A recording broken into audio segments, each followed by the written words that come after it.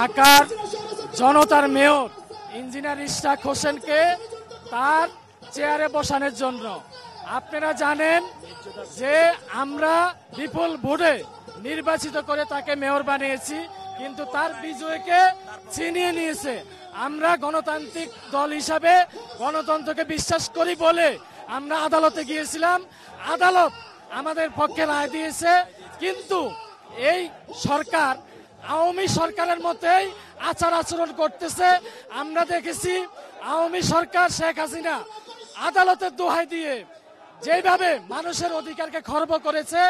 আপনারা দেখেছেন গতকালকে আসিফ ভুঁইয়া আদালতের কথা বলে শপথকে বিলম্বিত করতে যাচ্ছে। সে তার অন্যায় অপরাধকে, তার দুর্নীতিকে ঢাকার জন্য ইঞ্জিনিয়ার ইশরাককে মেয়র পদে বসাচ্ছে না। এই জন্য আমরা নগর প্লাজা মার্কেটের কমিটির পক্ষ থেকে প্রতিবাদ জানানোর জন্য আজকে 6 দিন যাবত আমরা এখানে উপস্থিত হচ্ছি। আমরা যতক্ষণ পর্যন্ত ইঞ্জিনিয়ার ইশরাককে আমরা ক্ষমতা বসাতে না পারবো, চেয়ারে না বসাতে পারবো, নগর প্লাজার সকল মার্কেটের ব্যবসায়ী এবং দোকান মালিক সমিতি সবাই মিলে ঢাকার সকল মানুষকে নিয়ে দুর্বার আন্দোলন গড়ে তুলব এবং তীব্র থেকে তীব্র আন্দোলন গড়ে তুলব।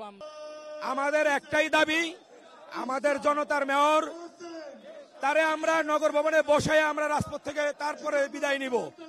আমরা নগরবাসী এবং আমাদের মার্কেট নগর প্লাজা মার্কেটের পক্ষ থেকে আমরা এই যত লোকজন আছে আমরা নিয়ে রাজপথে নেমে যাব।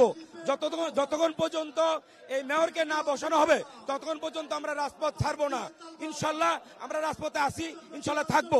জনতার মেয়র জিন্দাবাদ।